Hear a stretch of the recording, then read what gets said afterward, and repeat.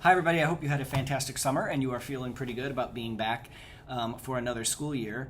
At the beginning of August, we had an opportunity to bring together more than 150 educators from across Rochester Public Schools, from early childhood through high school, to participate in a deeper learning design day. It was a day to really define and co-create how our schools over the next 2 years are going to dig into a framework for deeper learning that we've developed over the last 2 years. As you may remember, if you recall our building blocks graphic of the strategic plan, deeper learning is right up there at the top. And our strategic planning process identified that as really the culmination of all the various things we're doing, because it's that kind of learning that really brings ideas and skills and knowledge to life for kids and puts them on a path to thrive as young adults. But then we had to say, what the heck does it mean? So we looked around a lot for a framework that was based in research, and we found one developed by Dr. Jal Almeida, who's at Harvard, and Sarah Fine, who now works with a network of schools in California, and it was articulated in their book In Search of Deeper Learning.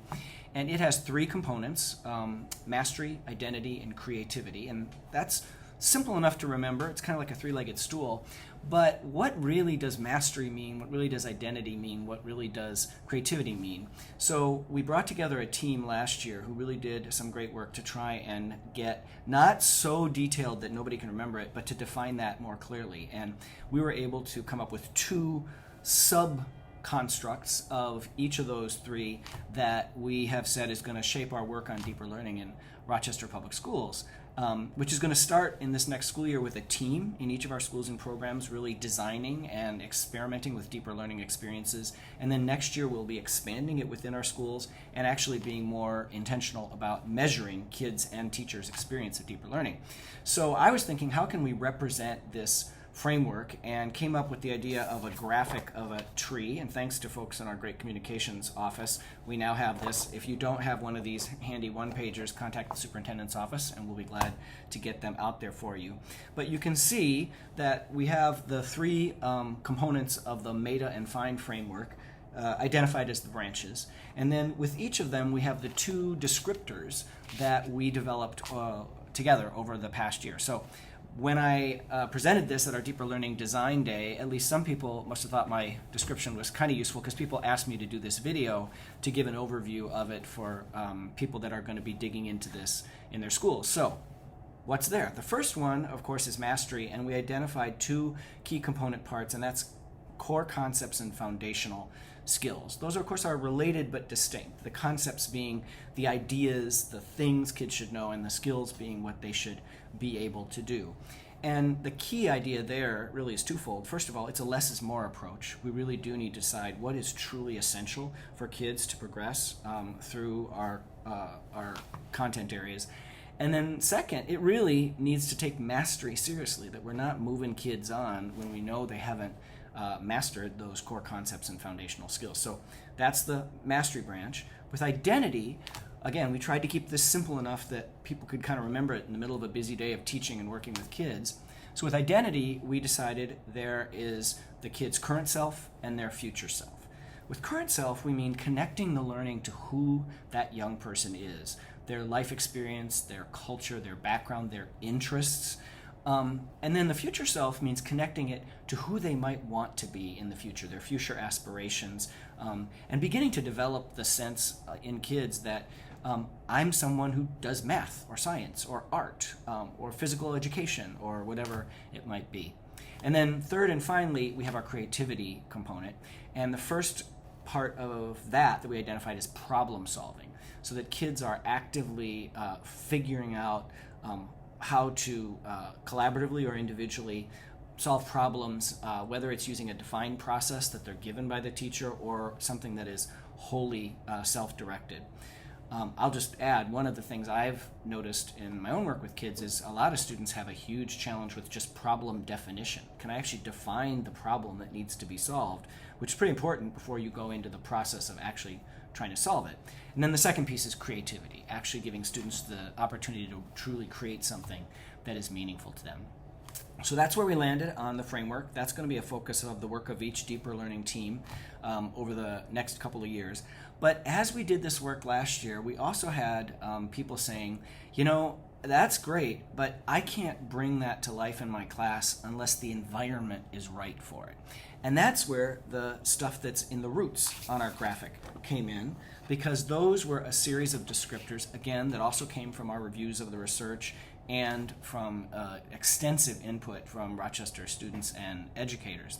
And so you can see the first one, no surprise, is creating connections. Building those personal links between, of course, teachers and students is critical, but really all staff and adults, and between students and each other. We know that the old saying that people don't care what you know till they know that you care is emphatically true, and so that's our first really critical root that we want to lean into. The second is assuring safety.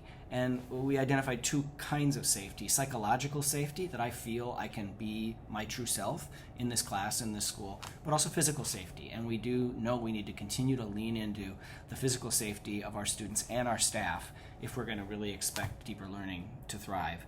Finally, third, promoting inclusion. And that really means including the backgrounds and lived experience of our students in the curriculum, in the rituals and routines of school, in the stuff that's on the walls of our classrooms and our hallways. And a really critical component of helping all of our students in this amazingly diverse school district we're all privileged to work in feel like it's their school and it's their district.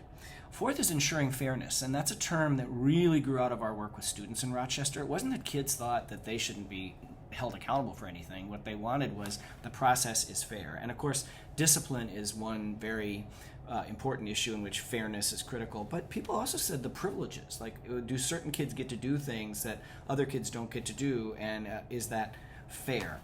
The fifth is embracing struggle, helping students understand that mistakes, failures are not evidence of low potential, but a reason and a way to get better. And I also want to be clear that I think that applies to all of us as staff, too, myself included, that we need space to try stuff, learn, fail, and then keep moving, especially as we get into this innovative work of deeper learning.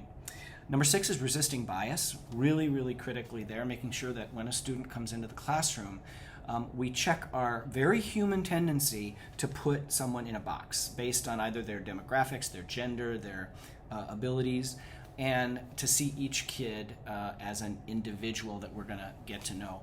And then rejecting stereotypes, that we know stereotype threat, as it's called in the psychological literature, is a very, very real thing. More than 100 studies have conclusively shown it exists. And the big implication is that when you think that people think you are that way, rather than focusing on the learning, you will be distracted by the tension that comes from that perception, and you will actually devote mental energy to buffering against the threat, to saying, I'm not like that, and maybe sometimes that expresses itself as a very negative rejection of investment in learning and school. Stereotype threat, of course, applies most devastatingly to people from marginalized communities or girls in environments that have been associated with men, like math and science classrooms, but it really can be inflicted on anyone. And one of my favorite examples was a group of white male math students at Stanford University, so a very elite university, and the researchers wanted to see, could you inflict stereotype threat even on people who frankly look like and have had lived experiences like mine, where we in general suffer far less of a threat to our identities than many others. So like in every one of those studies, they had two groups, and they randomly assigned them to the two groups, and they went to the classroom one day, and the first group was asked to take a standardized test in math, and they took the test, and there was no other what we call intervention. Second group came in, they sat down, and right before they were going to take the test, the researchers said, thank you for coming to be in this study. We really think it's going to help us understand why white males reliably perform worse than Asians on this test. So please complete the test and then turn it in when you're done. Well, as you can probably imagine, what happened was the students who had just had the suggestion put in their heads that you are not as good as someone else did statistically significantly worse than the students who actually were just brought into the lab space and told to take the test. And the hypothesis there is because rather than focusing on the math, they were focusing on why might I not be as good as those other students. So sorry for the long detour there on the bias one, but I always think that's a very interesting study to revisit. And then finally, restoring community, that when there is a rupture, whether it's in your class or in our school community, we don't just plow on. As busy as we are, we bring the student back into that community, including through the student having to be held accountable in some ways, and whether that's through a restorative circle or other processes, that's another critical contributor to an environment where deeper learning is possible. I think the final thing I would say, and I know I've been going on a long time, is that right now I think using the phrase deeper learning is a good idea because it does compare that kind of learning to a shallower learning that I think for a lot of different reasons has existed in a lot of U.S. schools in recent decades.